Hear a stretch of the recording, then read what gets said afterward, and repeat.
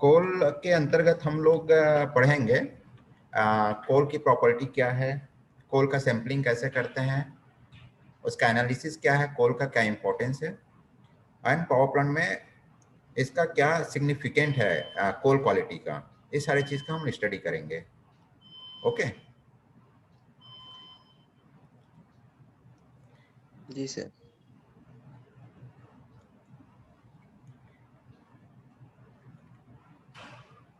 हाँ, या कोल एक्चुअल में एक फॉसिल्स फ्यूल है जो कि नेचुरल पाया जाता है नेचुरली इसको। ये सॉलिड फॉसिल्स फ्यूल होते हैं, ठीक है।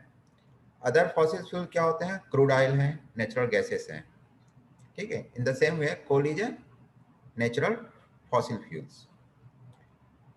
कोल फॉर्मेशन एक प्रोसेस के तहत होता है, decomposition of plant material under the earth crust for a long period in स्वयं कंडीशन। It's okay. जब कोई प्लांट वगैरह जितना भी है, जब बहुत ही एक लॉन्ग कंडीशन में जब जमीन के अंदर वो रहती है तो धीरे धीरे डिकम्पोज होके कार्बनाइजेशन होके कोल में कन्वर्ट होते हैं।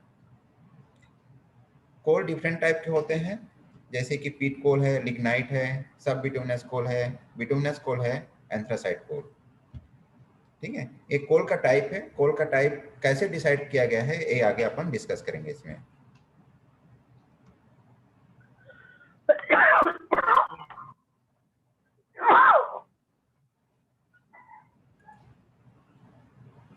देखिए यहाँ पे क्या है, जैसे कि मैंने अभी बताया कि कोल का ये से प्लांट का डिकम्पोजिशन से कोल बना है।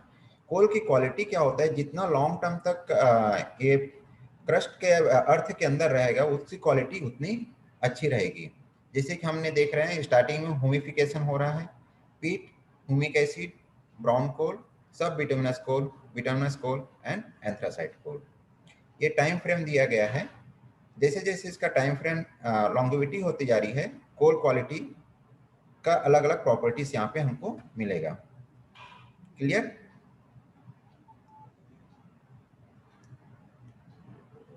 Yes sir.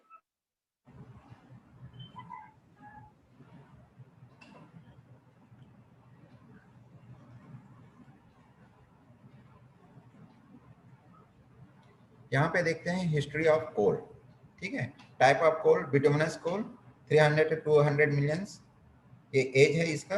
ब्राउन कोल, पीट कोल, इसमें जो पीट कोल जो मिलता है जिसका जो जमीन के अंदर जो रहती है इसकी अर्थ के अंदर, इसका लॉन्गेविटी टाइम कम रहता है, 2 मिलियन है, तो उस पीट कोल इसकी क्वालिटी पुअर होती है। अब यहाँ पे डिफाइन करेंगे वन बाय वन कि पीट कोल क्या है, ठीक है। पीट कोल की क्वालिटी क्या होती है? बहुत पुअर होती है, जिसमें मॉइस्चर 85% तक पाया जाता है, वीएम है 10.4, fix carbon 4.6 and GCV 2600 kilo calorie per KG. Lignite brown coal है, it is also known as brown coal and soft coal. इसमें इसकी क्वालिटी पीट कोल से अच्छी होती है, जिसमें मॉइस्चर है 45 से 55%, वीएम 45 से 55%, जीसीबी इसमें रहेगा 2600 to 4000 kilo calorie per KG. सब बिटुमिनस की क्वालिटी उससे हायर रहेगी लिग्नाइट कोल से, जिसकी हमको जीसीबी प्राप्त होगा 4000 किलो कैलोरी से 5800 किलो कैलोरी। बिटुमिनस कोल है, इसकी क्वालिटी सब बिटुमिनस कोल से ज़्यादा अच्छी होगी। इसकी जीसीबी है 5800 से 8000 kilo calorie per KG. Anthracite coal ये सबसे सुपीरियर क्वालिटी माना जाता है। इसका जीसीबी रहेगा 7800 to 8000 kilo calorie per KG.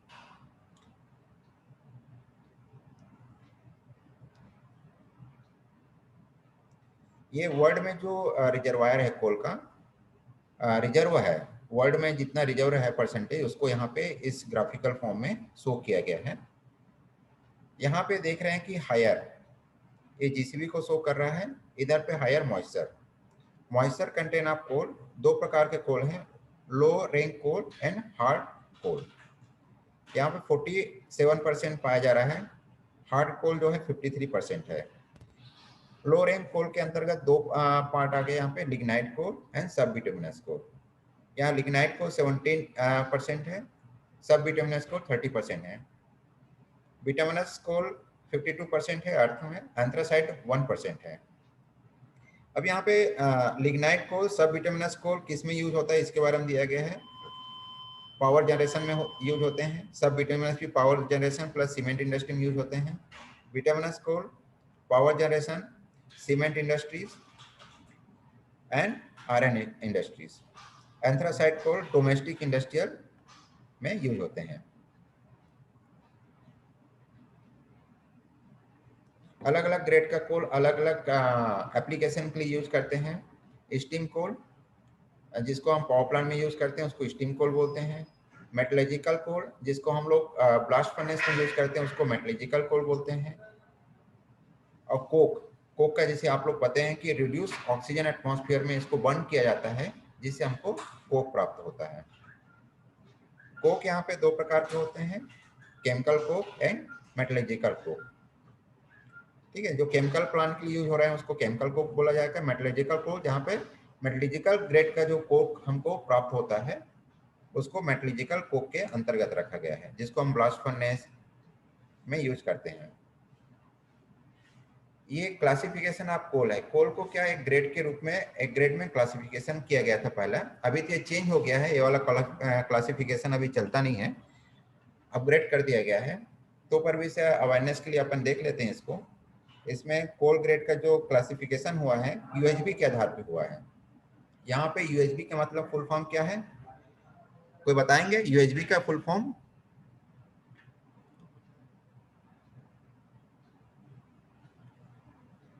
Are you hearing me? Sir idea नहीं है। यस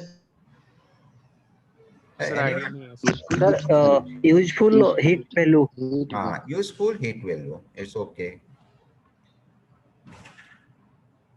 मोर देन 6200 अगर है तो उसको ए ग्रेड में रखा गया था। 5600 1 to 6200 का जो बिटवीन है उसको बी ग्रेड में रखा गया था। 4941 to 5600 को सी कैटेगरी में रखा गया था। 4201 to 4940 को डी कैटेगरी में रखा गया था। 3361 to 4200 जो जीसीबी का रेंज है ई कैटेगरी में रखा गया था। 2400 से 3360, वहाँ नेटवर्क नहीं चल रहा है सर, इसको एफ कैटेगरी में रखा गया है। लास्ट आता है जी कैटेगरी। जी कैटेगरी में आता है 1301 से 2400। यूएचबी निकालने का एक फॉर्मूला है, एम्पिरिकल फॉर्मूला है 8900 माइनस 138 इंटू एस, कोल का एस हो गया प्लस कोल का मॉइस्चर। इस फार्मूला से हम यूएचबी निकाल लेते हैं। इसका यूनिट होता है किलो कैलोरी पर केजी। ये न्यू कोल है का ग्रेड है। अभी जो जितना भी ग्रेडिंग होता है कोल का, इस ग्रेडिंग के हिसाब से होता है। ये चार्ट जो दिया गया है टोटल 17 ग्रेड डिसाइड किया गया है कोल में। सर इसमें से कौन सा ग्रेड हमारे लिए यूजफुल है सर? सारा तो याद हो नहीं पाएगा। हाँ हाँ हाँ ठीक है। यहाँ पे क्या है, मोस्ट प्रोबेबिलिटी अवेलेबल है हमारा जो इस लोकेशन में है ना, 3400 3100 ये ग्रेड का हमको कोल यहाँ पे अवेलेबल है। 4000 से लेकर 2800। हमारा जो बॉयलर डिजाइन है यहाँ पर जो 4x250 मेगावाट है, 3600 किलो कैलोरी पर केजी के लिए डिजाइन है। एंड 4x600 मेगावाट का जो यूनिट है वो 3200 किलो कैलोरी पर केजी के लिए डिजाइन है। तो यहाँ पे जो हमको कोल मिलता है अलग अलग ग्रेड का मिलता है, क्योंकि अलग अलग माइंस का सोर्स है हमारे पास, तो कोल क्वालिटी कंसिस्टेंसी नहीं है। तो यहाँ पे क्या अलग अलग ग्रेड का हमको जो कोल मिलता है उसको फिर ब्लेंडिंग करते हैं, ब्लेंडिंग करके हमारा डिजायर्ड क्वालिटी के हिसाब से उसको हम फिट करते हैं बॉयलर में।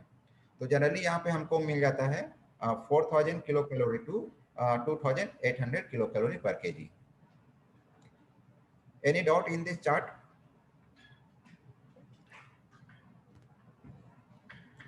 No sir.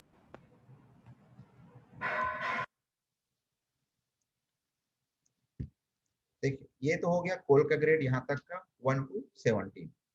इसी के बेस पे ये जो वेंडर होते हैं उसको पेमेंट किया जाता है। माइंस में जो ऑक्शन होते हैं हम लोग जो खरीदते हैं, इसी ग्रेड के हिसाब से ऑक्शन के हिसाब से पेमेंट होता है, इसके हिसाब से जीसीबी के हिसाब से। अब आ जाता है कोल टेस्टिंग से पहले coal sampling. Coal sampling is more important because the coal is a heterogeneous product. उसमें क्या अलग अलग क्वालिटी होती है, वो हेट्रोजीनियस जो कोल क्वालिटी है उसको हम एक कोल सैंपलिंग करके होमोजीनियस फॉर्म में लाएंगे, ठीक है, ताकि हमको जो सैंपल जो मिले वो पूरे कोल की जो क्वांटिटी हमारा जो अवेलेबल है प्लांट में या जहां से हम परचेज करें वो उसको रिप्रेजेंट करें, ठीक है। इस कारण यहाँ पे कोल सैंपलिंग मोस्ट इंपॉर्टेंट होते हैं। अब कोल सैंपलिंग के अंतर्गत हम पहले कोल के बारे में थोड़ा सा डिटेल स्टडी कर लेते हैं। जैसे कि एक टर्मिनोलॉजी यूज होता है ROM, रन ऑफ माइन, ठीक है, रन ऑफ माइन। इसका जो साइज होता है 23 सेंटीमीटर टू 0 सेंटीमीटर। कोल जो लार्ज बोला जाता है उसका साइज होता है 15 centimetre to 5 centimetre. And coal small size जिसको हम बोलते हैं उसका जो साइजिंग होगा 5 सेंटीमीटर टू 0 सेंटीमीटर, ठीक है। यहाँ पे 3 प्रकार का साइज यहाँ पे डिफाइन किया गया है। अब कोल सैंपलिंग कहाँ पे करना है, कैसे करना है। कोल का क्या है, हम लोग माइन से जो खरीदते हैं अलग अलग सोर्स की तरह हमारे प्लांट में पहुंचती है, ठीक है। एक तो है कन्वेयर बेल्ट के थ्रू। वेगन्स तो यहाँ पे खैर अप्रोच नहीं है, लेकिन हमारे रायगढ़ प्लांट तक तो वेगन्स आती है, ठीक है, वहां पर हम लोग सैंपलिंग करते हैं। शिप के द्वारा, जहाँ पे उड़ीसा जो शिप यार्ड है वहां पर से शिप के थ्रू आता है, इंपोर्ट होता है कोल। स्टॉक एंड पाइल्स जो हमारे प्लांट में स्टैकिंग करते हैं कोल, उसका हम लोग लेते हैं। सिम्स, सिम्स का मतलब जो माइंस में क्या होता है, कोल जो है अलग अलग लेयर्स में होते हैं, ठीक है, अपर बॉटम फिर बॉटम बॉटम, जो ये लेयर्स जो बने रहते हैं उसको सिम्स में डिवाइड करते हैं।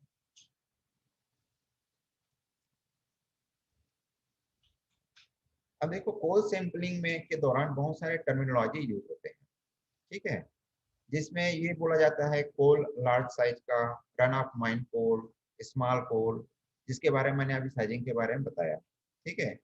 और उसमें एक होता है लॉट, लॉट करके एक टर्मिनोलॉजी यूज होता है। तो इसका मतलब क्या होता है, the quantity of coal obtained by the mixing together equal quantity of coal from each of the laboratory samples representing the sub lots into which the lot has been divided.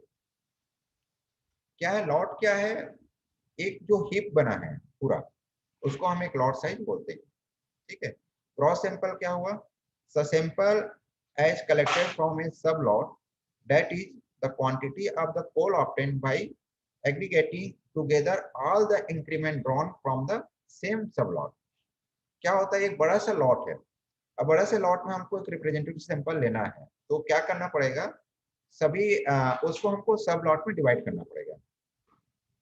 तो सब लॉट में जब divide होगा तब उसके बाद अलग अलग हम सैंपल लेंगे, जिसके बारे में अपन आगे डिस्कस करेंगे। एक टर्मिनोलॉजी यूज होता है इंक्रीमेंट का। इंक्रीमेंट का टर्मिनोलॉजी ये है कि हमें तो सपोज 15 केजी हमको सैंपल लेना है, तो 15 केजी का सैंपल जो है हम एक साथ नहीं ले सकते, ठीक है, तो उसको हम 5 केजी के टर्म पे हम उसको सैंपल लेंगे, तो उसको इंक्रीमेंट बोलते हैं। हमने एक बार 5 केजी ले लिया, फिर अगेन 5 केजी ले लिए, तो इसको हम 3 टाइम्स लेंगे तो 5 केजी इंक्रीमेंट बोला जाएगा इसको। Got my point? Yes sir. Laboratory sample, laboratory sample क्या है, the quantity of coal obtained by the reducing a gross sample by following a specified procedure for laboratory testing. It's okay.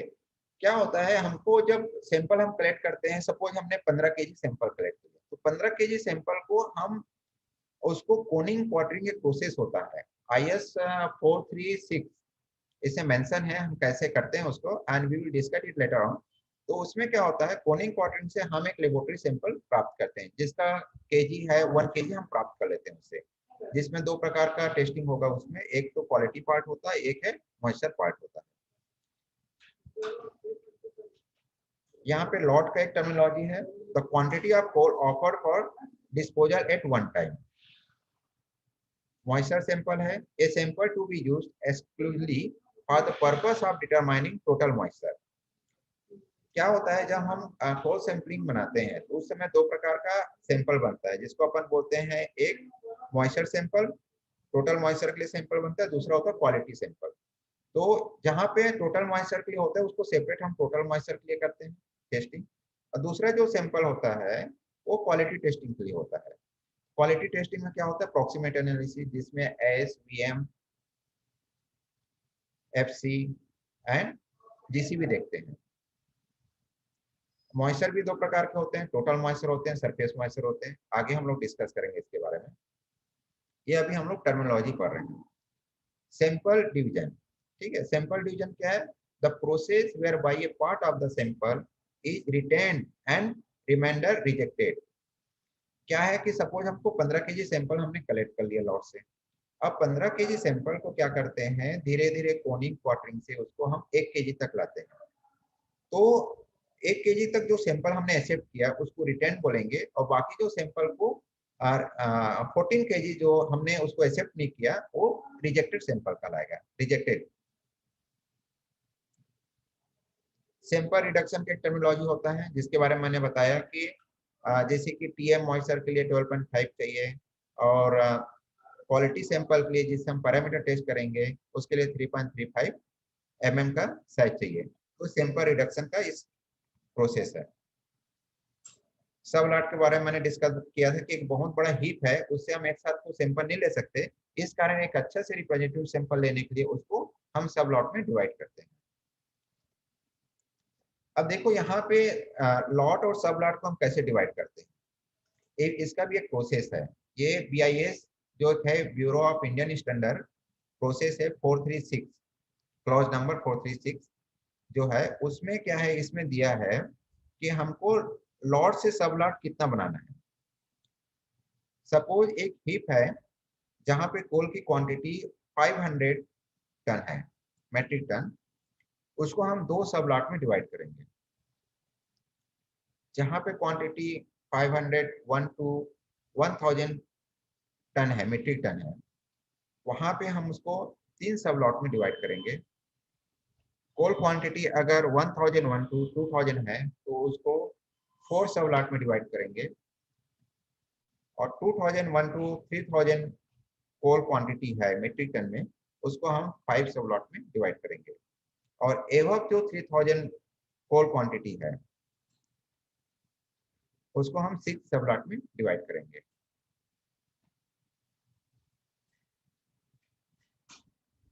Sir ये सब lot में divide क्यों करेंगे? हाँ, good question. इसमें क्या सब लॉट में डिवाइड क्यों करेंगे, सपोज एक बहुत बड़ा हीप बना हुआ है, ठीक है, कोल का। आप लोग प्लांट विजिट किए ना यहाँ का JPL का? No sir. अभी तक हम लोग गए नहीं है सर। अच्छा, अभी नहीं गए, ठीक, ओके। जब आएंगे ना तो हम लोग विजिट करा देंगे साइट में। उसमें क्या है, सपोज कोल बहुत सारा रखा हुआ है, हीप बन के रखा हुआ है, ठीक है, एक लंबा, सपोज 500 मीटर की दूरी तक रखी हुई है पूरा कोल, ठीक है, डीप होना सर। और हम उससे हमको एक रिप्रेजेंटेटिव सैंपल लेना है।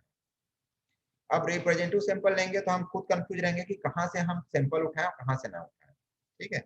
इसके लिए क्या करते हैं, उस जो हीप बना हुआ है कोल का, उसको सपोज 500 मीटर तक की लंबाई में है, फैली हुई है, ठीक है, एग्जांपल के लिए मैं बता रहा हूँ मैं आपको, और उसकी क्वांटिटी सपोज 3000 टन है, ठीक है, टोटल क्वांटिटी। तो उसको हम 5 सब लॉट में डिवाइड करेंगे। 5 सब लॉट मतलब कि इसको 5 पार्ट में डिवाइड कर देंगे, इट्स ओके। तो 500 मीटर डिवाइडेड बाई 5 कर दीजिए, कितना हो जाएगा,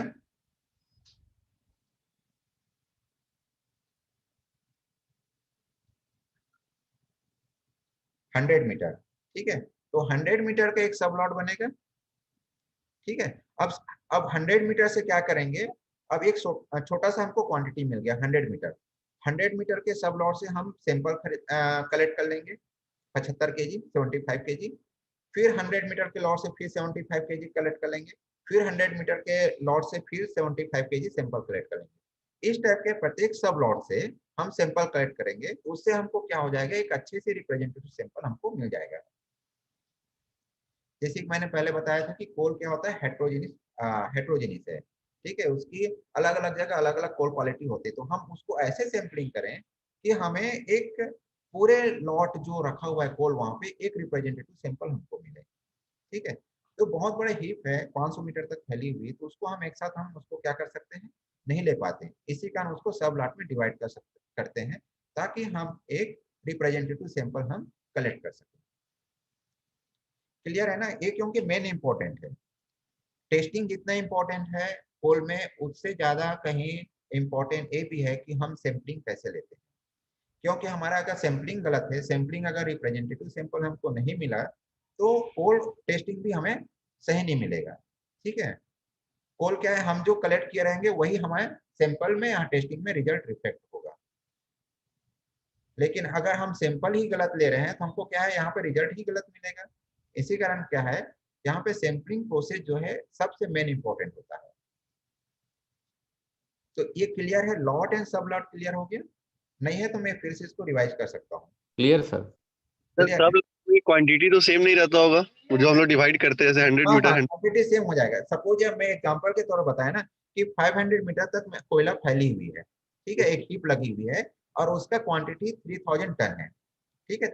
अब क्या होता है, 3000 टन का हम कैसे सैंपल लें कि हमको एक रिप्रेजेंटेटिव सैंपल मिले। तो इसी कारण क्या किए कि इसको हमने 5 सब लॉट में डिवाइड कर दिया। देखो यहाँ पे चार्ट बना हुआ है, 2000 से 3000 अगर मीट्रिक टन कोल है तो 5 सब लॉट में डिवाइड करना है, ठीक है। तो 5 सब लॉट में हमने डिवाइड कर दिया, तो कितना हो जाएगा, 100 मीटर का हमारा 5 सब लॉट बन गया, ठीक है। तो अब क्या करेंगे, 100 मीटर से एक रिप्रेजेंटेटिव सैंपल लेंगे, फिर 100 मीटर से दूसरा रिप्रेजेंटेटिव सैंपल लेंगे, फिर 100 मीटर से तीसरा रिप्रेजेंटेटिव सैंपल लेंगे। इस टाइप के 5 हमको रिप्रेजेंटेटिव सैंपल मिलेगा, ठीक है। अब कितना केजी हमको सैंपल लेना है, इसका भी एक अलग स्टैंडर्ड फॉर्मूला है। सर हाँ हाँ बोलिए। सर जब हम कोल फर्नेस में बर्न करते होंगे तो वहाँ हाँ तो जीसीवी हमेशा हमें कांस्टेंट रखनी पड़ती होगी। हाँ जी हाँ। तो सर जब हम माइनिंग से कोल निकालते हैं, जब माइनिंग स्टार्ट होती है, तो ऐसा होता है क्या सर, जो मतलब कांस्टेंट जीसीवी का कोल ही हमें मिल रहा है, वो तो अलग अलग वेरी होता होगा ना सर? हाँ हाँ हाँ, बिल्कुल सही है। देखो तो हमको क्या ना, अलग अलग माइन से अलग अलग क्वालिटी मिलता है। जैसे कि हमारे यहाँ पे छाल से भी आता है, जामफली से भी आता है, बहुत सारे माइन से आते हैं, ठीक है। सभी का कोल क्वालिटी अलग अलग होते हैं। तो यहाँ पे क्या, हमारा एक कोल यार्ड है यहाँ पे, 4x600 4x250 पावर प्लांट में कोल यार्ड है। उस कोल को हम स्टेकिंग करते हैं, उसके बाद उसका ब्लेंडिंग करते हैं। सपोज हमको 3200 किलो कैलोरी जीसीबी का कोल चाहिए, तो उसके अकॉर्डिंग ब्लेंडिंग करते हैं। जैसे हायर जीसीबी का कोल है हमारे पास और लो जीसीबी कोल है, तो उसके हिसाब से हम उसको ब्लेंडिंग करके उस रेंज में ले आते हैं, उसके बाद फिटिंग करते हैं। हाँ, कभी कभी क्या होता है, सपोज हमको 3200 किलो कैलोरी पर केजी का हमको जीसीबी का कोल नहीं मिला, तो क्या होता है, उस समय स्पेसिफिक कोल कंजप्शन हमारा बढ़ जाता है ना। तो उसके हिसाब से हमारा जो फीडिंग रेट और जो स्टीम जनरेशन एंड मेगावाट है, उसके हिसाब से एडजस्ट करते हैं उसको। कोशिश करते हैं फीडिंग फीडिंग के टाइम में उसको हम ब्लेंडिंग करके उस लेवल पे अचीव कर सकें हम लोग। हाँ सर बोलिए सर, कोई डाउट है पूछिए।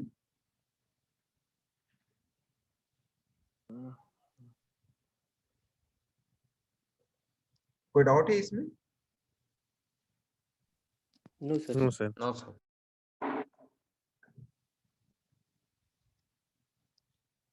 यहाँ मेन इंपॉर्टेंट है कोल का सैंपलिंग हमको कैसे लेना है, ठीक है।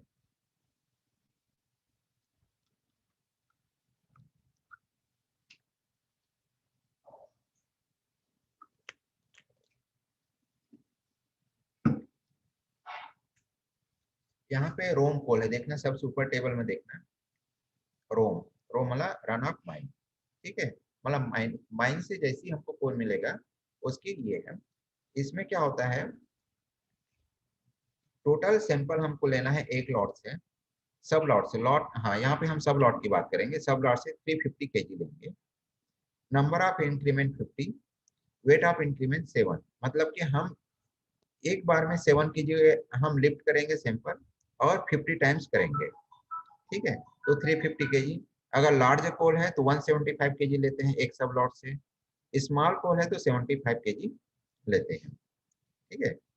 यहाँ पे क्या है, नंबर ऑफ इंक्रीमेंट 15 है, 5 kg। इसका मीन्स क्या हुआ, एट ए टाइम हम 5 kg लेंगे और 5 kg हम 15 टाइम्स लेंगे, तो 15 इंटू 5 कितना हुआ, 75 हुआ। अब देखना यहाँ पे क्या है, हम कैसे लेते हैं, एक एग्जांपल के तौर पे यहाँ पे बनाए गए, हम लोग एक ग्राफ बनाए हैं। देखो यहाँ पे 3 सब लॉट में हम डिवाइड किए, ठीक है। एक एग्जांपल ये है जिसकी कोल की क्वांटिटी देखना, सेकंड टेबल में आप लोग देखिए, इसमें टोटल जो वेट है कोल का 501 टन से 1000 टन है। अगर इस वेट के बीच में है कोल की अपना यहाँ पे स्टेकिंग, तो उसको 3 सब लॉट में डिवाइड करेंगे। 3 सब लॉट में डिवाइड होगा तो देखिए सब लॉट 1, सब लॉट 2 एंड सब लॉट 3, ठीक है। 3 सब लॉट में हमने इसको डिवाइड कर दिया। अब क्या है, ईच सब लॉट से 15 kg सैंपल हम लोग कलेक्ट करेंगे, ठीक है। इस सब लॉट से, सब लॉट 1 से 15 kg कलेक्ट करेंगे, सब लॉट 2 से 15 kg कलेक्ट करेंगे, सब लॉट 3 से 15 kg कलेक्ट करेंगे। सब लॉट क्लियर हो गया ना, लॉट का सब लॉट कैसे बनते हैं, क्लियर है ना आप लोगों को? क्योंकि देखो क्लियर अगर नहीं है तो आप लोग डाउट क्लियर कर सकते हो, फिर बाद में क्या सर करेंगे, नहीं समझ में आ रहा है ये वाला, ये ये वाला, लॉट अलग अलग क्यों है? हाँ ये सब लॉट क्यों है, देखो ये सभी मिला के एक लॉट बना है, इस ओके। लॉट क्या होता है, बड़ा साइज को हम लॉट बोलते हैं ना, यस और सर। हाँ, उसको जब हम डिवाइड कर देंगे एक ही चीज को तो सब लॉट बोलेंगे हम उसको। जैसे यस सर। जैसे कि एक बड़ा सा हीप लगा हुआ है, ये पूरा आप इसको इमेज करो, जो कलर में दिखा रहा हूँ ना, येलो कलर, ब्लू कलर है ना, ग्रीन कलर, इसको इमेज करो कि कोल का पूरा हीप लगा हुआ है, ठीक है। अब इतने बड़े हीप से मैं बिना डिवाइड किए एक साथ लूंगा तो रिप्रेजेंटेटिव सैंपल मेरे को ठीक से नहीं मिलेगा। तो सर तीनों में एक ही साइज का कोल रहेगा? तीनों में मोरलेस एक ही साइज का कोल रहेगा, स्मॉल कोल, हमने एग्जांपल लिया स्मॉल कोल का, ठीक है। तो स्मॉल ओके कोल सर। का साइज में बताया था 5 सेंटीमीटर टू 0 सेंटीमीटर, ठीक है, means 50 mm, less than 50 mm, okay sir. ठीक है। ये सभी में एक ही है, एक ही साइज का कोल है, मोरलेस एक ही साइज का कोल है। अब एक लॉट हो गया ये पूरा। अब इस एक लॉट को हमने छोटा छोटा क्वांटिटी में डिवाइड कर दिया, जिसको अपन बोलते हैं सब lot. Suppose 1000 metric ton coal है, इसको हम 3 पार्ट में डिवाइड कर दिया, ठीक है। तो 1000 डिवाइडेड बाय 3 कीजिए, कितना आएगा, 300, 333। हाँ 33, इट्स ओके। तो 333 का क्या हुआ, एक सब लॉट बन गया, एक सब लॉट सब लॉट सब। अब क्वांटिटी क्या हो गया, छोटा हो गया सैंपल लेने के लिए, ठीक है। अब इस सब लॉट से क्या करेंगे, सब लॉट 1 से हम 15 kg सैंपल लेंगे, सब लॉट 2 से 15 kg सैंपल लेंगे, और सब लॉट 3 से 15 kg सैंपल लेंगे। 15 सर 5 kg का सैंपल लेंगे ना सर? 15 5 टाइप। kg एक बार में लेंगे। देखो यहाँ पे, आप देखो यहाँ पे एक है, यहाँ पे ग्राफिकल फॉर्म में दिखाया गया 1 2, मतलब इससे मैं एक 5 kg लूंगा, यहाँ पर एक जो लिखा है, यहाँ पे 2 जो लिखा है वहां से 5 kg लूंगा, 3 5 kg, मैं सभी तरफ से लूंगा ना सैंपल, तो 4 kg, ऐसे करके टोटल 15 जगह से मैं सैंपल लूंगा, 15 प्लेस से, टोटल 15 प्लेस से मैं 5 kg करके सैंपल कलेक्ट करूंगा। तो और क्या हो सर ये जाएगा, सब लॉट 2 और सब लॉट 3 में तो सर कम ही सैंपल लिया जा रहा है। हाँ उसमें पूरा रिप्रेजेंट नहीं किया गया है, लेकिन सभी में 15-15 kg लेना है हमको, ठीक है। Okay sir. हाँ हाँ सभी में लेना है उसको। इसमें सब लॉट 1 में है, फिर सब लॉट 2 में भी 15 kg लेंगे, सब लॉट 3 में भी 15 kg लेंगे, ठीक है। 15 kg, सॉरी 75 kg, 75 75 75, तो टोटल कितना हो जाएगा सैंपल हमारा, 75 into 3, 225 kg sample, it's okay, clear है ना?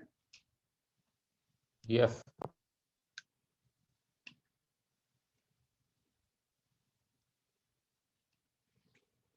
ये जो बताया मैं हिप का बताया, कोई जो हिप रखा है उसका है। अब यहाँ पे क्या है, कोई वेगन है, वेगन का कैसे हम कलेक्ट करेंगे, इसका सैंपलिंग है।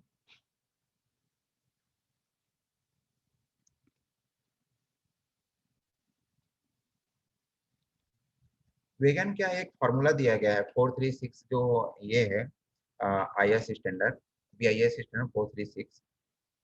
तो इसमें क्या होता है, वेगन में हमको 25% सैंपल कलेक्ट करना है। तो 25% सैंपल कैसे कलेक्ट करना है, इसका एक यहाँ पे प्रोसेस दिया गया है। सपोज हमारा यहाँ सैंपल 3000 टन आ रहा है वेगन से, ट्रेन वेगन से, तो उसको फिर हम सब लॉट में जैसे हम लोग डिवाइड किए थे वैसे डिवाइड करेंगे, 5 सब लॉट में डिवाइड करेंगे। 5 सब लॉट में सपोज 15 वेगन आया एक लॉट में, तो 15 वेगन में से 25% सैंपल लेंगे। ठीक है, तो 25% सैंपल हम वैसे पिक करेंगे जैसे मैंने बताया था। 5 kg के इंक्रीमेंट में 75 kg का इसमें सैंपल कलेक्ट करेंगे। अब डिपेंड करेगा साइज के ऊपर कि कौन सा साइज का कोल हमको प्राप्त हो रहा है। ये टेबल है, रैंडम टेबल है, इसी हिसाब से हम कलेक्ट करेंगे। ये स्कूप है जो कि कोल सैंपल लेने के लिए यूज होता है।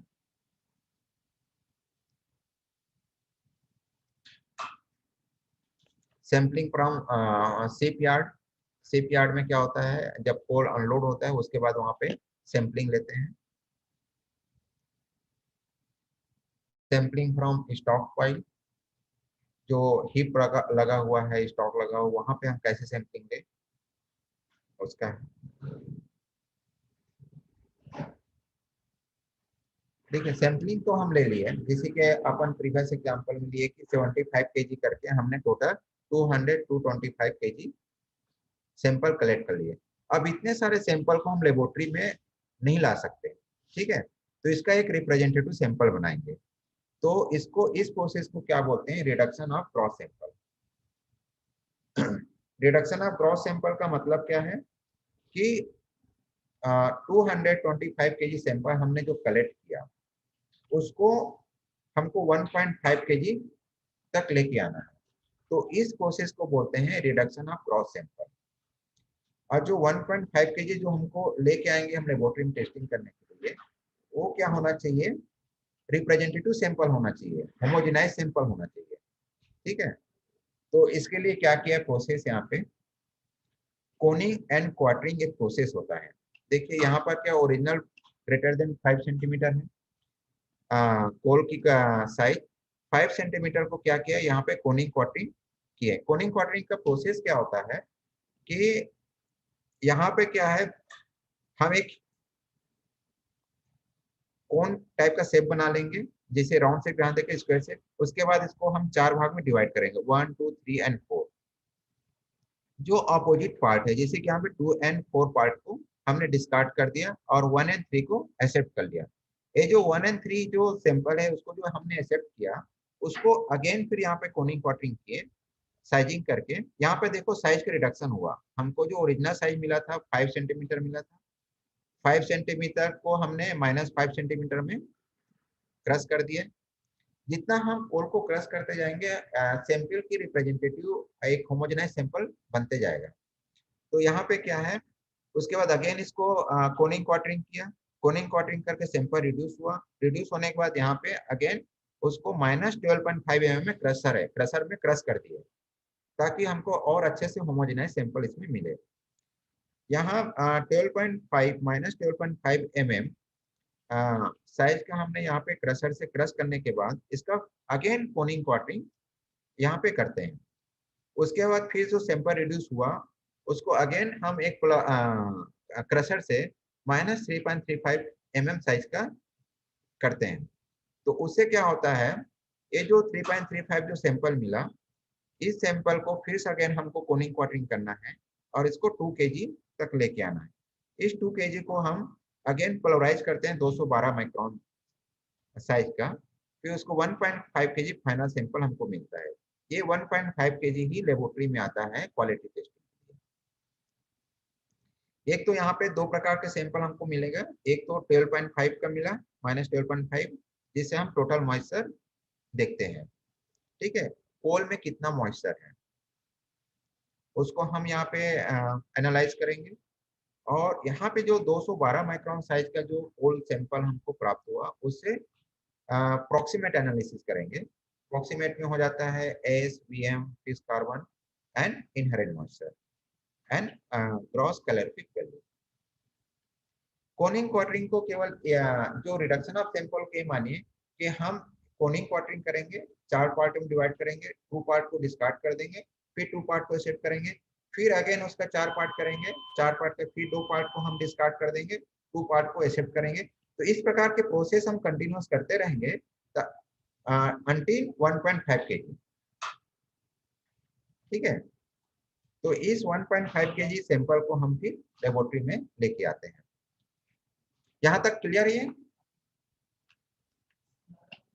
सर माइनस साइन क्या रिप्रेजेंट कर रहा है? Minus 12.5 minus. हाँ ठीक ठीक, मैं अभी बता देता हूँ। देखिए क्या होता है, कोल का साइजिंग सीविंग होता है ना, साइज -5 सेंटीमीटर का मतलब क्या है, उस कोल का साइज जो है -5 सेंटीमीटर मीन 50 mm है।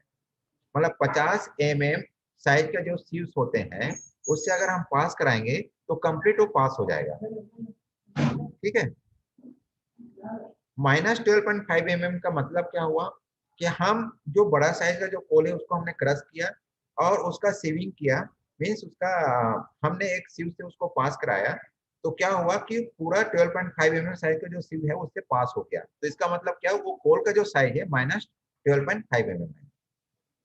मतलब सर वो लेस देन 12.5 mm साइज है। हेलो, मतलब वो लेस देन 12.5 mm साइज।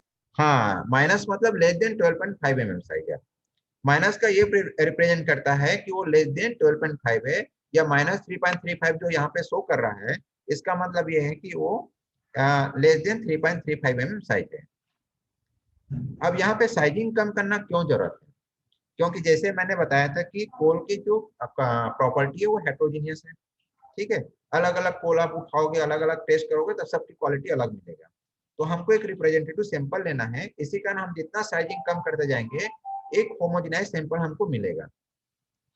ठीक है, एक रिप्रेजेंटेटिव सैंपल मिलेगा, इसी कारण हम लोग अलग अलग साइजिंग यहाँ पे कर करके उसका कोनिंग क्वार्टरिंग करते हैं, रिड्यूस करते हैं उसका साइज को। तो यहाँ पे जो 12.5 mm साइज जो दिख रहा है ना, इससे हम टोटल मॉइस्चर कैलकुलेट करेंगे।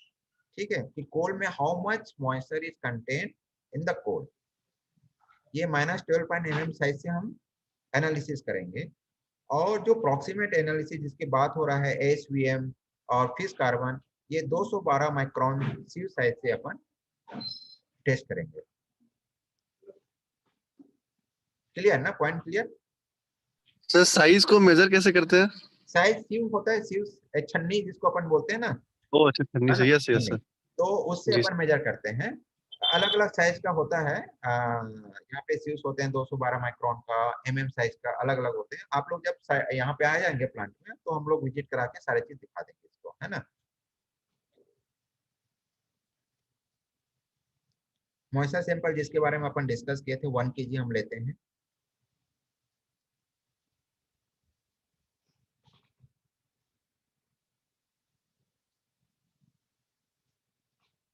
कोल का कंपोजिशन, कोल में क्या क्या होता है।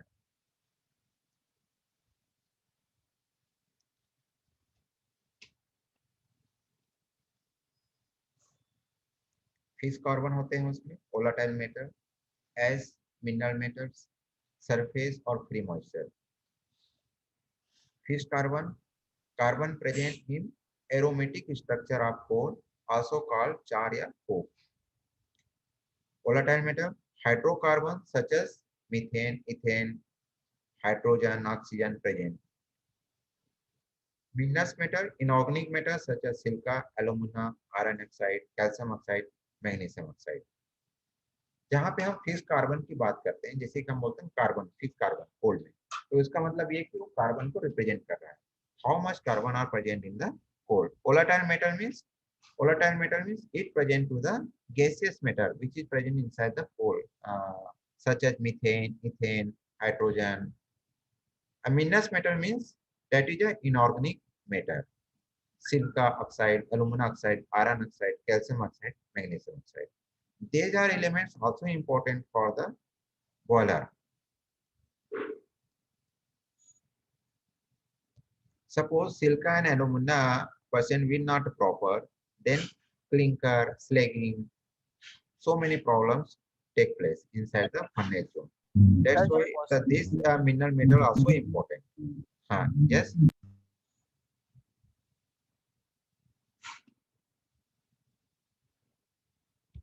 Any doubts in this? Sir जो सल्फर रहता है वोलेटाइल मेटल है क्या? हाँ जी, योर वॉइस। सर सल्फर रहता है हाँ, वो वोलेटाइल मेटल में आता है क्या? सल्फर रहता है वो वोलेटाइल में आता है क्या? सल्फर जो है ना ये, हाँ सल्फर जो है वोलेटाइल मेटल में इसमें आएगा, ये गैसेस बन जाएगा ना, वोलेटाइल है, सल्फर डाइऑक्साइड बन जाएगा वो। ठीक है, जितना भी वोलेटाइल नेचर का है, क्योंकि हमको यहाँ पे फर्नेस में जलाएंगे, फर्नेस में जब जलेगा तो क्या होगा, गैसेस बनेगा, methane, ethane, propane, sulphur dioxide.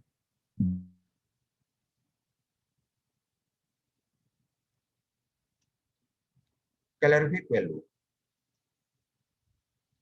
GCB, इसको दो फॉर्म में हम लोग बात करते हैं कैलोरीफिक वैल्यू का। एक जीसीबी होता है जिसको अपन हायर कैलोरीफिक वैल्यू भी बोलते हैं, ग्रॉस, जीसीबी का फुल फॉर्म होता है ग्रॉस कैलोरीफिक वैल्यू, या we can say another word higher calorific value, the total amount of heat liberated when a unit mass of fuel has been burned completely and the product of the combustion have been cooled to room temperature, usually 15 degrees centigrade. It is experimentally determined in the laboratory by Bum calorimeter. That means the GCV is being analyzed by the Bum calorimeter. How much energy is available in the coal?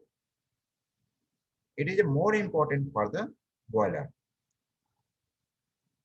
और ये जो हम जो testing करते हैं ये बम calorimeter के through करते हैं कि उस कोल में कितना एनर्जी है। NCV and lower calorific value means the amount of heat liberated when a unit of mass of fuel has been burned completely and the product of the combustion are permitted to escape. So how to calculate the NCV? NCV is equal to GCV minus 53 into H. यहाँ पर क्या है, GCV जो हमको higher calorific value प्राप्त हुआ उसमें हम हाइड्रोजन को माइनस कर देंगे 53 into H। हाइड्रोजन क्या होता है, कंबक्शन के दौरान वाटर मॉलिक्यूल्स में कन्वर्ट होते हैं। ठीक है, also it is not more contribute for the heat, तो इसको हम क्या करते हैं, जीसीबी से माइनस कर देंगे तो हमको एनसीबी प्राप्त हो जाएगा, H percentage of hydrogen present in the coal. तो यहाँ पे दो टर्मिनोलॉजी हमेशा यूज होता है, जीसीबी एंड एनसीबी। क्लियर है ना ये?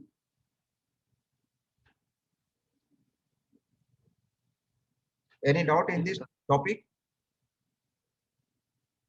No, sir. No, sir.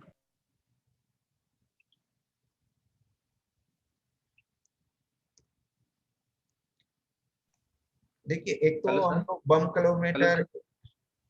Calorimeter, hello sir एक चीज ये पूछना था। हाँ सर ये बोल रहा था जैसे हमने सैम्पलिंग किया, हाँ सैम्पलिंग करने के बाद में हमने उसका टेस्ट किया, तो टेस्टिंग में मान के चलिए अगर कोल जो हमने लिया है वो सैंपल का जीसीवी अगर हमको जो रिक्वायर्ड जीसीवी है उस हिसाब से मिल जाता है तब तो ठीक है कि अपन ने कोल को पास कर दिया। हाँ? लेकिन अगर बाई चांस मान के चलिए कि अगर जो कोल सैंपल लिया है हाँ? उसका जीसीवी वैल्यू अगर हमारा जो रिक्वायर्ड जीसीवी वैल्यू उससे अगर कम हमको मिलता है तो उस कंडीशन पे अपन क्या एक्सरसाइज करते हैं? देखिए क्वालिटी डिपार्टमेंट का इतना रोल है कि हम जो क्वालिटी हमको जो रिसीव हो रहा है कोल, ठीक है, उस क्वालिटी का कोल की क्वालिटी टेस्ट करते हैं। तो सपोज एक किसी से हम परचेज कर रहे हैं कोल, ठीक है, अगर इसको एक परचेसिंग के रूप में अगर देखते हैं, सपोज मैंने किसी वेंडर से 3000 किलो कैलोरी का कोल परचेज किया, लेकिन ये टेस्टिंग में 3000 किलो कैलोरी अगर हमको नहीं मिला है ना, तो उस वेंडर का पैसा डिडक्ट होगा। ठीक है, ये तो परचेसिंग पॉइंट है, इट्स ओके। अब यहाँ पे ऑपरेशन पॉइंट में क्या इफेक्ट होगा, सपोज मुझे 3000 किलो कैलोरी का कोल जीसीबी चाहिए, लेकिन एक्चुअल में आ गया ये 2800 किलो कैलोरी। अब क्या है, हमको फीडिंग करना है 3000 किलो कैलोरी का, तो हमारे पास सपोज एक से हायर जीसीबी का कोल है, तो उसके साथ ब्लेंडिंग करके हम इसको फीडिंग करते हैं, ठीक है। और सपोज हमारे पास एक्सेस मतलब कि हायर जीसीबी का कोल नहीं है और हमको 3000 किलो कैलोरी का चाहिए कोल, लेकिन हमारे पास अवेलेबल आ गया यहाँ पे टेस्टिंग में 2800 का, तो उसको भी हम बॉयलर में फिट करते हैं, लेकिन उस समय क्या होता है, स्पेसिफिक कोल कंजप्शन हमारा बढ़ जाता है। स्पेसिफिक कोल कंजप्शन का मतलब क्या है, सपोज 0.62 kg 1 किलोवाट जनरेट करने में हमको लग रहा है, वो क्या हो जाएगा, बढ़ जाएगा, 0.62 का 0.68 kg हो जाएगा, ठीक है। तो ये इसका इम्प्लीकेशन आता है। अगर आप यही चीज पूछना चाह रहे थे तो यही है इसका आंसर। जी सर, मैं ये कर रहा था। है ना, तो दो प्रकार के यहाँ पर इफेक्ट आता है, एक तो परचेसिंग पॉइंट ऑफ व्यू से और एक होता है हमारा ऑपरेशन पॉइंट ऑफ व्यू से। तो परचेस में क्या होता है, अगर हमको जो डिजायर जीसीबी हम जो खरीद रहे हैं, जो मांगे, अगर वो नहीं मिला तो उनका पेमेंट से पैसा कट जाएगा, ठीक है, उतना पेमेंट नहीं होगा, जो कम जीसीबी है उसके आधार पे पेमेंट होगा। ऑपरेशन पॉइंट ऑफ व्यू से वह है, अगर हमारे पास हायर जीसीबी अगर अवेलेबल है तो उसके साथ ब्लेंडिंग करके हम वो फिट करेंगे। सपोज हायर जीसीबी नहीं है ब्लेंडिंग करने का, तो उस समय कोल क्वांटिटी हमको ज्यादा फिट करना पड़ेगा। ठीक, क्लियर ना point? Okay, yes sir, clear sir. अब देखिए जीसीबी निकालने का एक एम्पिरिकल फार्मूला भी होता है, जो कि ये जो दिखाया गया है एम्पिरिकल फार्मूला है, इससे हम जीसीबी कैलकुलेट कर सकते हैं, जिसमें अल्टीमेट एनालिसिस से कार्बन, हाइड्रोजन, ऑक्सीजन और सल्फर जो मिलेगा। और अगर हमारे पास अल्टीमेट एनालिसिस नहीं हो रहा है लेबोरेटरी में, जनरली सभी लेबोरेटरी में नहीं होता, तो अगर हम प्रॉक्सिमेट एनालिसिस कर रहे हैं जिसके अंतर्गत एस और मॉइस्चर जरूरत पड़ता है, तो इस एम्पिरिकल फार्मूला से हम कैलकुलेट कर सकते हैं। अगर बम कैलोरीमीटर हमारे पास नहीं है तो हम इस एम्पिरिकल फार्मूला से कैलकुलेट कर सकते हैं।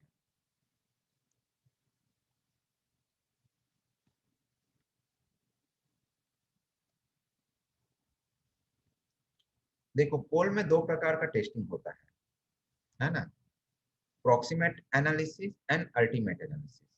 प्रॉक्सिमेट एनालिसिस के अंतर्गत moisture, ash, volatile matter and fix carbon, ये सारी चीज हम लोग यहाँ पे डिटरमाइन करते हैं। अल्टीमेट एनालिसिस के अंतर्गत carbon, hydrogen, sulphur, nitrogen and oxygen determine करते हैं। तो there is two separate part, the proximate and ultimate.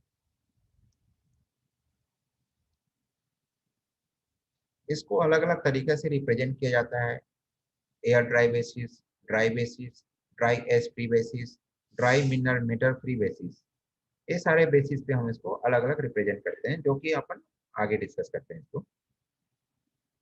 Proximate analysis हम कैसे करते हैं? प्रॉक्सिमेट एनालिसिस के अंतर्गत मॉइस्चर आएगा, वोलेटाइल मेटर है, एस कंटेन है, फिर कार्बन। अब मॉइस्चर कैसे कैलकुलेट करें? अगर इनहेरेंट मॉइस्चर की बात करते हैं, उस कंडीशन में हम 1 ग्राम 212 माइक्रोन साइज का जो अपन सैंपल बनाए थे, उसका 1 ग्राम हम सैंपल लेंगे, 110 डिग्री में रखेंगे उसको ओवन में फॉर द 1 आवर्स, एंड जो उसके बाद जो मॉइस्चर जो होगा ओवन में इवेपोरेट हो जाएगा। उसके बाद जो वैल्यू आएगा loss in weight of coal, उसको हम कैलकुलेट करते हैं। तो लॉस ऑफ वैल्यू जो कोल आएगा वो मॉइस्चर कहलाएगा।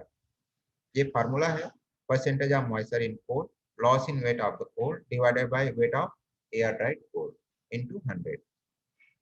इससे हम मॉइस्चर निकालेंगे, how much moisture are present in the coal.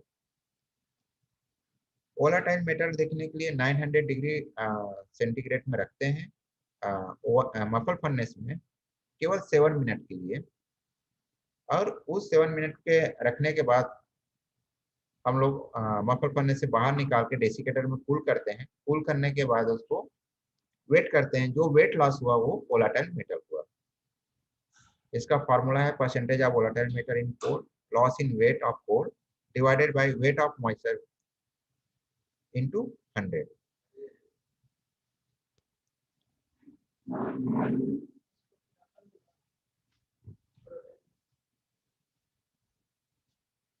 Determine of ash. अब यहाँ पे एस का क्या है कि कोल में कितना how much S R present, इसको डिटरमाइन करने के लिए हम इसको मफल फर्नेस में रखते हैं। पहले तो 500 डिग्री सेंटीग्रेड में रखेंगे 30 मिनट्स के लिए। 500 डिग्री के बाद उस टेम्परेचर को ग्रेजुअली इंक्रीज करते हैं, 815 डिग्री में रखते हैं 1 आवर्स के लिए। अब इस देखिए यहाँ पे क्या होगा, इसका कैलकुलेशन है M3 minus M4 divided by M2 minus M1 into 100. M1 is mass in gram of empty dish, M2 mass in gram of dish plus sample, M3 mass in gram of dish plus S, M4 mass in gram of dish after brushing out.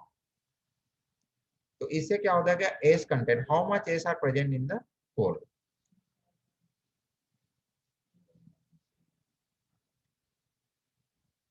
Fish carbon का analysis नहीं होता। Fish carbon को हम लोग formula से निकालते हैं। Fish carbon 100 minus moisture percent plus H percent plus VM percent को 100 से माइनस करेंगे तो what ever quantity value will come that will be fish carbon.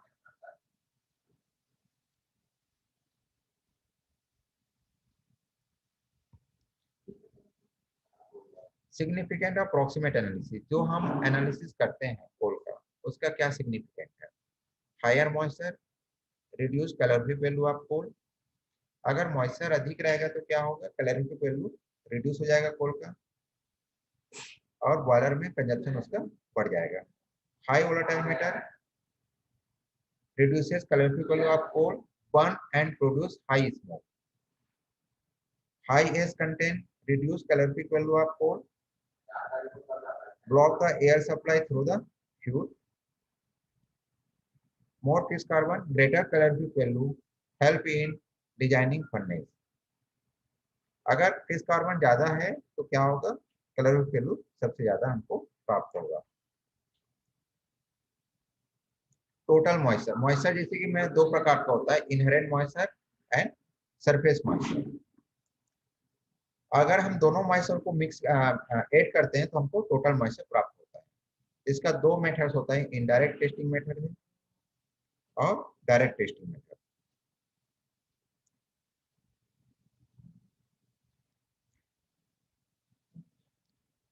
यहाँ फर्स्ट स्टेज में air drying 1 kg of coal crushed to pass through the 12.5 mm, जैसे हम लोग ने we have already discussed about this, and sample take a non corrodable tray,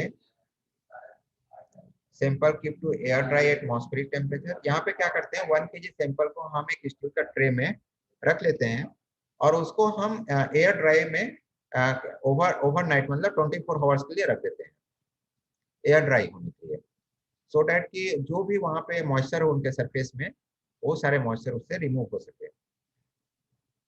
ये first step हो गया moisture analysis का। सेकंड स्टेप में क्या करते हैं, जो सैंपल हमने एयर ड्राई में ड्राई किए थे उसको हम क्रश करेंगे 2.9 mm साइज का। उसका 10 ग्राम सैंपल हम एम्प्टी क्रूसिबल में लेंगे, उसको 100 डिग्री तक गर्म करेंगे ओवन में फॉर द 2 आवर्स 2-3 आवर्स, मतलब वेट कांस्टेंट तक रहता है, 3 आवर्स तक करते हैं जनरली इसको। उसके बाद जो उसमें वेट लॉस होगा उसको हम सेकंड स्टेज का मॉइस्चर बोलेंगे। अब दोनों, मैंने क्या बोला था कि दो प्रकार का मॉइस्चर होते हैं, दोनों मॉइस्चर को क्या करेंगे हम लोग यहाँ पे ऐड करेंगे। एक फार्मूला यहाँ पर ऐड करने का, टोटल मॉइस्चर एक्स वाला क्या हुआ during the air dry, air dry में हम जो पहले स्टेप में जो एयर ड्राई किए थे मॉइस्चर हुआ, प्लस वाई जो हुआ जो ओवन ड्राइंग किए हैं 110 डिग्री में जो हम रखे थे उसका, into 1 minus x divided by 100। इस फार्मूला से टोटल मॉइस्चर यहाँ पे कैलकुलेट हो जाएगा। कोल कन्वर्जन फैक्ट एंड कैलकुलेशन, ये सारे चीज हमको जो अभी एनालिसिस किए सारे चीज हो गया एयर ड्राई बेसिस पे। अब क्या है, हमारे जो पावर प्लांट में है सारे चीज का कैलकुलेशन हम लोग एज रिसीव्ड बेसिस पे करते हैं, जिसको अपन बोलते हैं टोटल मॉइस्चर बेसिस पे। इसका एक कन्वर्जन फार्मूला होता है कि एयर ड्राई बेसिस पे हम जो कैलकुलेट किए हैं उसको एज रिसीव्ड बेसिस पे हम कैसे उसको कन्वर्ट करें। तो यहाँ पे फार्मूला दिया गया है।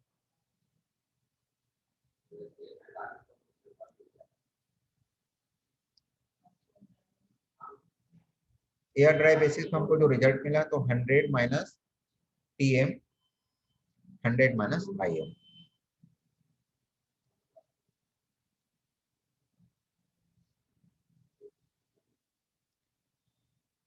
जनरली हम लोग यहाँ पे जो लेबोरेटरी में टेस्टिंग होता है एयर ड्राई बेसिस पे टेस्ट होता है। तो एयर ड्राई बेसिस पे हमको जो रिजल्ट मिला उसको अगर हमको एज रिसीव्ड बेसिस पे मतलब TM बेसिस पे कन्वर्ट करना है तो कैसे करना है। जो रिजल्ट मिला whatever result we obtain into 100 minus TM divided by 100 minus IM। IM का मतलब होता है इनहेरेंट मॉइस्चर, TM का मतलब होता है total moisture.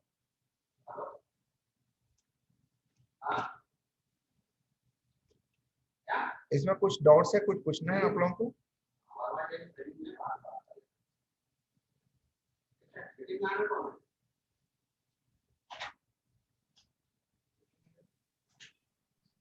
Any doubt in this PPT? No. Sir हाँ हाँ, सर ये जो फॉर्मूला है सब वो याद रखने के लिए पड़ेगा? नहीं नहीं, ये क्या है ना, प्रैक्टिस अगर करेंगे तो याद नहीं, ऑटोमेटिक याद ही रहता है ये। अभी क्या फर्स्ट टाइम अगर आप लोग देख रहे हैं तो इसका थोड़ा लग रहा है ये, लेकिन वो जब प्रैक्टिस में रहेगा ना तो डेली यूजेस में रहता है तो याद हो जाता है ऑटोमेटिक।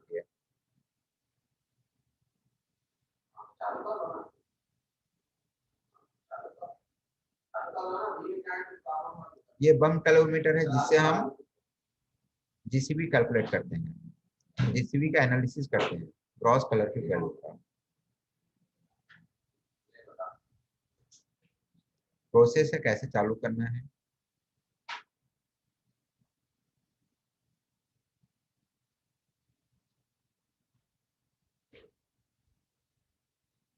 जो रेफरेंस जो लिए हैं अभी जो हमने स्टडी किया कोल सैंपलिंग का, BIS है ब्यूरो ऑफ इंडियन स्टैंडर्ड 436,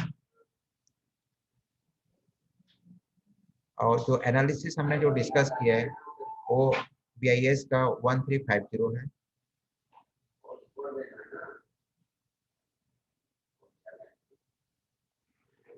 कोल का पैरामीटर हमारा जो 4x250 मेगावाट जो डिजाइन हुआ है इस पैरामीटर पे डिजाइन हुआ है। हार्ड ग्रुप इंडेक्स है 50 to 60, मॉइस्चर है 12%, एस है 39%, volatile metal 22%, fish carbon 27, GCV 3600, sulphur 0.5%, carbon 37%, hydrogen 2.8%, sulphur 0.5%, nitrogen 0.9%, oxygen 7.7%।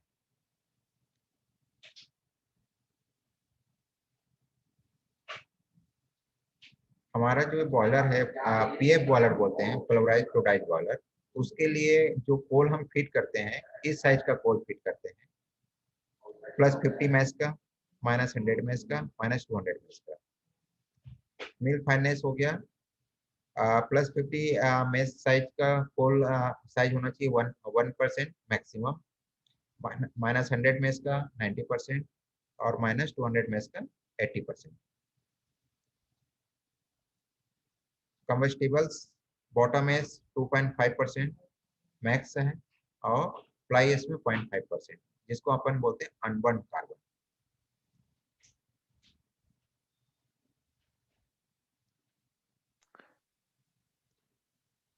Sir Hardgrove index क्या होता है? Hardgrove index it represent the coal hardness, how much hardness are coal. तो इसको क्या होता है हमारे लेबोरेटरी में टेस्टिंग होता है HCI, जिसी को हार्ड ग्रूव इंडेक्स बोलते हैं, कि क्रश करते हैं एक पर्टिकुलर RPM में। क्रश होने के बाद उसका हम सीविंग करते हैं। अगर हार्ड ग्रूव इंडेक्स अगर जितना कम आ रहा है इसका मतलब बहुत ज्यादा हार्ड है, ज्यादा आ रहा है तो सॉफ्ट है, मतलब कोयला की हार्डनेस कैलकुलेट, जिसके हिसाब से क्या बॉल मिल होता है।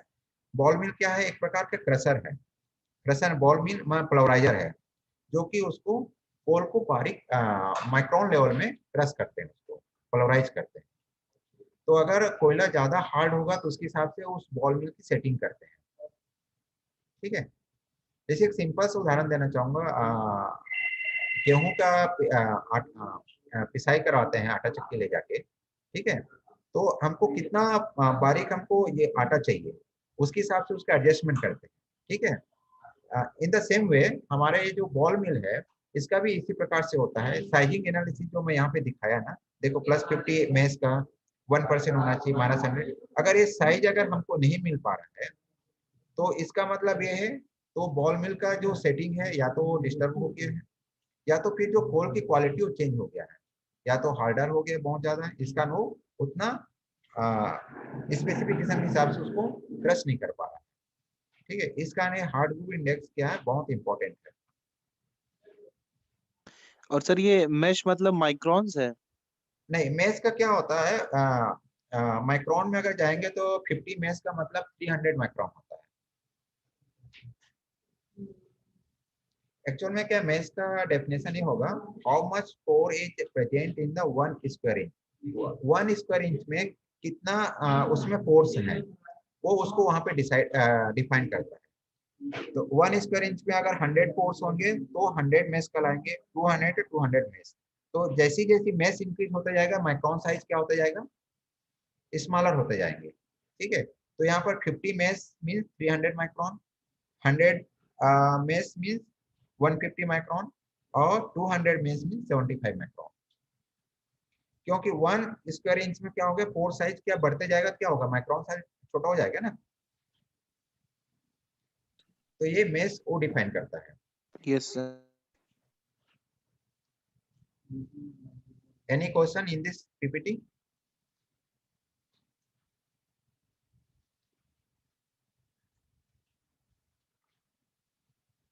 No sir.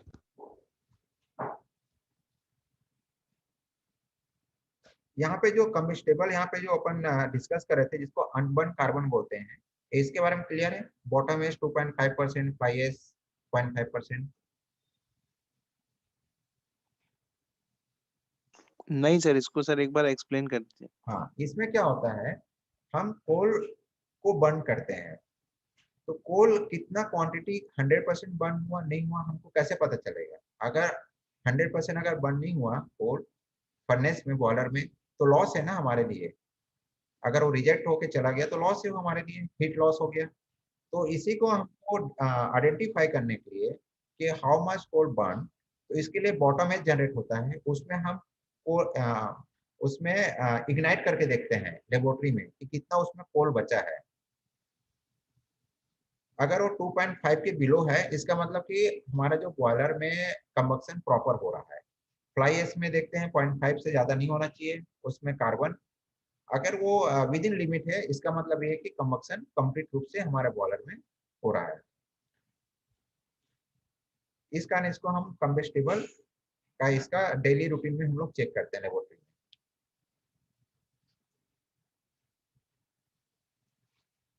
क्लियर नहीं? Yes sir. Thank you. And next PPT I will show here about the equipment which is being used for the proximate analysis. Another PP I will share here, PPT.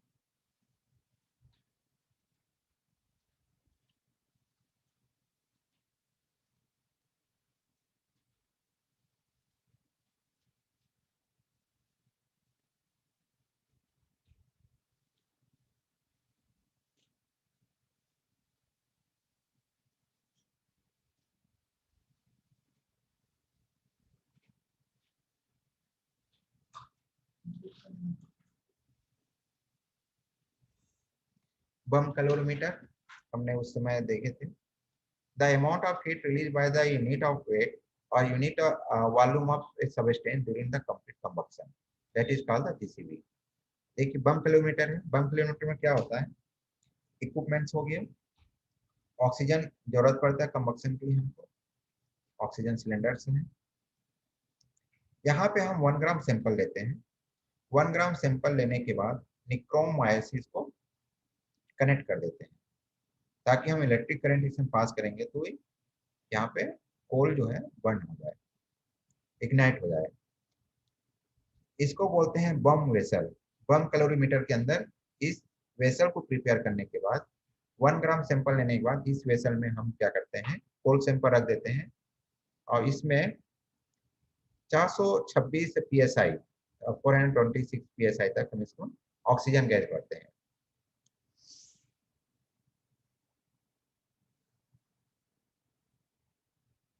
उसके बाद उस vessel को इस बम calorimeter के अंदर fix कर देते हैं यहाँ पर।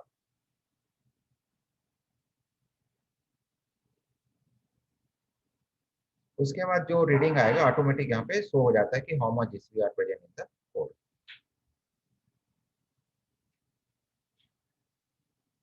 आइसो पेरिबोलिक टाइप का रहता है ये, आइसो पेरिबोलिक कैलोरीमीटर है।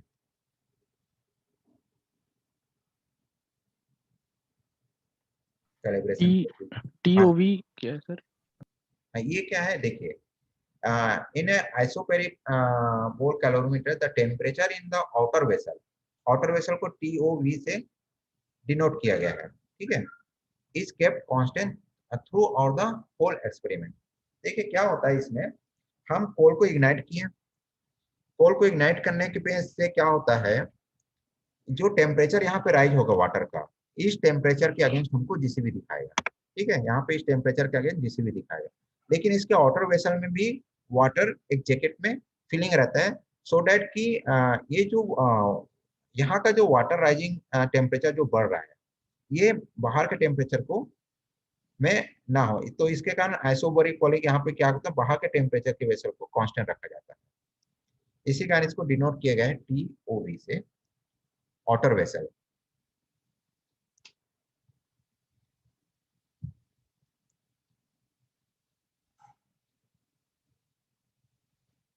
अब इसका कैलिब्रेशन कैसे करते हैं, कैलिब्रेशन एक बेंजोइक एसिड यूज करते हैं। बेंजोइक एसिड की स्टैंडर्ड जीसीवी होता है 6318 6318 किलो कैलोरी पर केजी।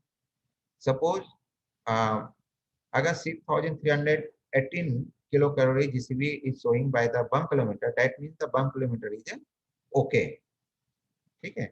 तो ये इससे हम लोग कैलिब्रेशन चेक करते हैं।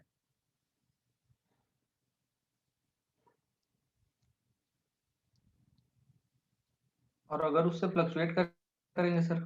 हाँ, अगर उससे डेविएट करता है तो उसको कैलिब्रेशन करते हैं। कैलिब्रेशन के प्रोसीजर दिया गया है, हमको कैसे कैलिब्रेट करेंगे इंस्ट्रूमेंट को, ये प्रोसीजर दिया गया है।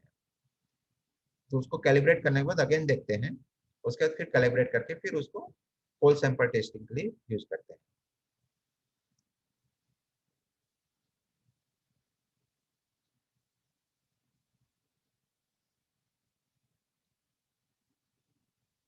ये ओवन है जिसे मैंने बताया था कि मॉइस्चर हम लोग जो एनालिसिस करते हैं इसी ओवन के अंदर रख के करते हैं। इसका टेम्परेचर हम लोग 110 डिग्री ±2 डिग्री मेंटेन करते हैं।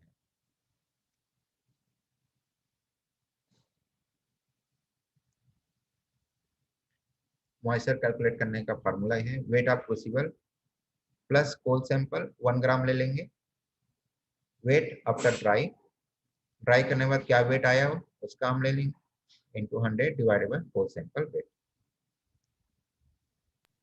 Crucible sir?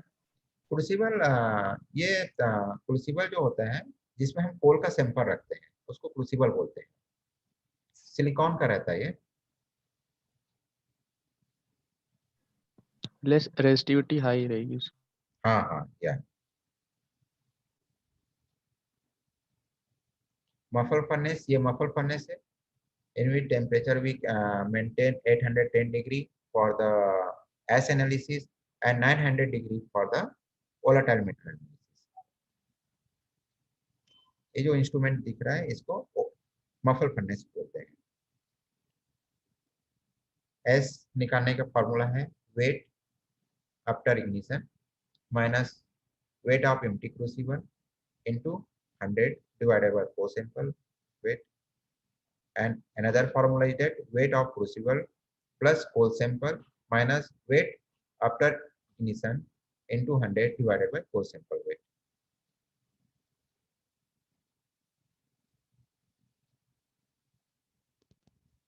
वीएम जो कैलकुलेट करेंगे, वीएम का फार्मूला में जो हमको वेट लॉस होता है वीएम में, उसमें क्या होता है सीधे मॉइस्चर को माइनस कर देते हैं। क्योंकि क्या है जब हम वीएम हम देखते हैं तो उस समय क्या वेट लॉस को हम कैलकुलेट करते हैं, तो मॉइस्चर उड़ने से भी क्या होगा, इवेपोरेट होगा तो क्या वेट लॉस होगा। तो एक्चुअल वीएम कैलकुलेट करने के लिए जो रीडिंग हमको मिला उस रीडिंग में हम मॉइस्चर को माइनस कर देंगे तो एक्चुअल वीएम परसेंट हमको मिल जाएगा।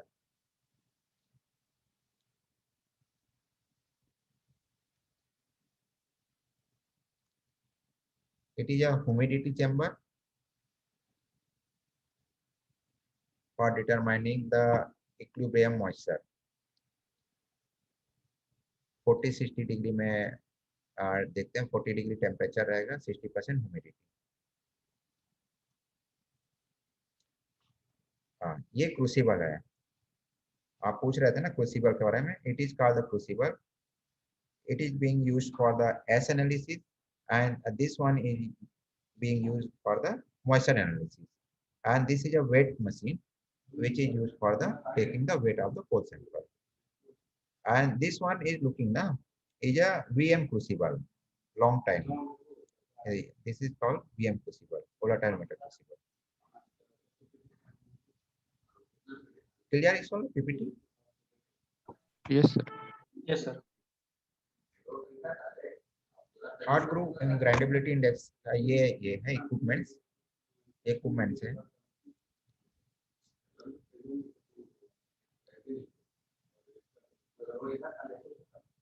फॉर्मूला है desiccator. After hitting the ignite the coal sample, we can't keep outside directly because that can absorb the moisture from the atmosphere. So we keep it inside the desiccator in vacuum condition so that moisture can't absorb from the other outer atmosphere. It is called a desiccator in which the silica gel is kept inside the desiccator. Moisture free. It is called the desiccator.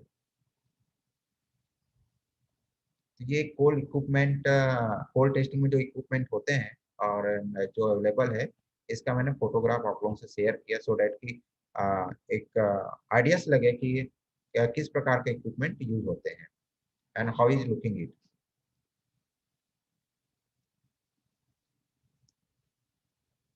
क्योंकि graphical चीज देखने में क्या ज्यादा clear होता है। Humidity chamber, ये muffle furnace जो बताया था, ओवन हो गया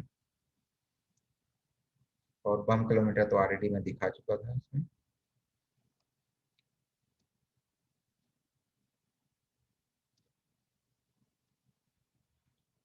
Any question, any doubt, if you want to ask, most welcome.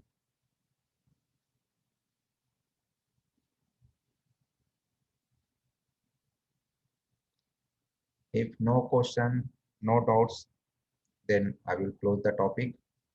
Sir ये पीपीटी चाहिए। हाँ हाँ, मैं शेयर कर दूंगा, है ना। मैं अपने जिप्ट का मैं दे दूंगा, वो लोग शेयर कर देंगे आप लोग को, है ना। Yes sir. सर अगर हम अभी जिप्ट पे रहते हैं वहाँ पे, हाँ हाँ, तो हमें भी ऐसे ही मतलब अभी जैसे आप पढ़ा रहे पीपीटी से, तो ऐसे ही हमें वहाँ पढ़ाया जाता है क्या, या नहीं फिर आप लाइव वहाँ दिखा के वो बताते हैं? नहीं, देखो वहाँ पे क्या दो प्रकार का क्लास होता है। एक तो क्लासरूम होगा, है ना। क्लासरूम में तो पीपीटी के थ्रू होगा, ठीक है, वहाँ पे फैकल्टी है। आफ्टर डेट वहाँ पे साइट विजिट होते हैं। अच्छा सर, क्योंकि अभी आप जितना टॉपिक पढ़ाए ना सर, वो अभी तो समझ गए, बट वो थोड़े देर या फिर मतलब 1 दिन या 2 दिन के बाद फिर वो भूलते ही जाते हैं, हाँ मतलब हाँ भूल ही हाँ, जाते वो बिल्कुल, वो हैं। तो तो सही ये बात फायदा भी नहीं हो रहा है, है। कुछ समझ भी नहीं आ रहा मतलब। डेली सर कोई पढ़ रहे हैं नया चीज फिर भूल जाते हैं सर, सर दूसरा वो देख सर नहीं पूरा पाते। अच्छे से क्लियर भी नहीं हो पा रहा है, इसलिए सर वो प्रॉब्लम आ रहा है बार बार। हाँ हाँ, वो तो है सर। इसमें क्या है कि ऑनलाइन क्लासेस में क्या थोड़ा सा यही होता है कि इंटरेक्शन की कमी हो जाती है इसमें। जब तक क्या है ना, एक फैकल्टी और स्टूडेंट के बीच में जब तक इंटरेक्शन अच्छा से ना हो, तो वो क्या डिस्कशन का टॉपिक का क्या उतना खुल कर डिस्कशन नहीं हो पाता। और तो सर कंटिन्यू पढ़ाई भी नहीं हो पाता सर, घर के वर्क के मामले में सर। हाँ जी, सर कभी नेटवर्क इशू आता है या फिर कभी घर के काम घर पे रहते हैं तो हाँ कुछ बिल्कुल काम बिल्कुल बिल्कुल सही प्रॉब्लम आ सही जाता है। सही टाइम नहीं पाता है जो डिस्टर्ब होने में बहुत प्रॉब्लम हो जाता है। हाँ हाँ नहीं, यहाँ पे क्या है, जैसे कि अभी क्लास आप लोगों की स्टार्ट हो जाएगा ना, तो उसमें क्या होगा, सारी चीज वहाँ पे तो फैकल्टीज हैं, वहाँ पे पूरा each and everything will be elaborated, कोई डाउट से क्लियर होगा, एंड साइट विजिट, जैसे कि मैंने अभी लेबोरेटरी के बारे में पढ़ाया, अभी फर्स्ट हाफ में मैं लेबोरेटरी के बारे में, सेकंड हाफ में आप लोगों को साइट विजिट होता है लेबोरेटरीज का, सारे इक्विपमेंट्स का कैसे हो रहा है, कैसे परफॉर्म कर रहा है, you can see all thing, है ना, यहाँ पे खुद आप फिजिकली देख पाएंगे कि कैसे टेस्टिंग हो रहा है, कौन से इक्विपमेंट है, सारे चीज। तो क्या एक बार क्या है, कोई भी चीज क्या होता है ना, जैसे कि हम लोग कॉलेज में थ्योरी पढ़ने के बाद प्रैक्टिकल करते हैं लेबोरेटरी में, तो क्या होता है फिर जहाँ पे हम प्रैक्टिकल किए जो चीज का, वो फिर कभी भूलता नहीं फिर वो। ये चीज आप लोग देखे होंगे, कोई चीज को हम अपने यहाँ से प्रैक्टिकल कर रहे हैं वर्कशॉप में जाके, लेबोरेटरीज में जाके, वो फिर कभी भूलता नहीं, तो ऐसी है यहाँ पे, जैसे मैंने अभी आपको पढ़ाया फर्स्ट हाफ में, सेकंड हाफ में पूरा लेबोरेटरी का विजिट होगा, तो उससे क्या होगा, पूरा परमानेंट आपका इसमें आ जाएगा, मेमोरी में आ जाता है, तो कभी फिर भूलता नहीं वो, ये सबसे ज्यादा अच्छा बेनिफिट है यहाँ पे। जी कोई आइडिया सर कब तक स्टार्ट हो सकता है? ये तो सर मैनेजमेंट और जो मैनेजमेंट है वो डिसाइड करेगा सर कब तक का है, गवर्नमेंट का क्या रूल्स है, अभी तो बहुत सारे गवर्नमेंट का भी कंस्टेंट है ना, कि चालू करना है नहीं करना है क्लास का, क्योंकि अभी तो शायद स्कूल कॉलेज को अभी खुलने का शायद ओपन गवर्नमेंट का अभी शायद आया नहीं लगता है आदेश अभी। नहीं, छत्तीसगढ़ का अभी तक आया नहीं। हाँ कुछ कुछ एरिया का नहीं आया है, मतलब कि अनलॉक तो हो रहा है धीरे धीरे, अभी चालू करेगा, जांच करते हैं। छत्तीसगढ़ में शायद अभी कॉलेज और स्कूल का थोड़ा सा भी है, कंस्टेंट है अभी थोड़ा सा, ओपन होगा होगा, लेकिन कब होगा अभी डेट आया नहीं है उसका मेरे ख्याल से।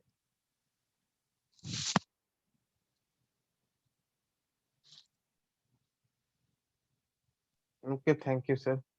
ओके थैंक यू, या welcome, thank you sir. Thank you sir. Thank you sir. Okay thank you.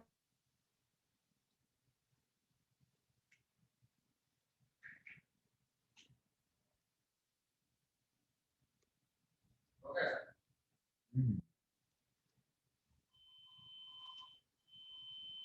PPT मुझे शेयर कर देंगे।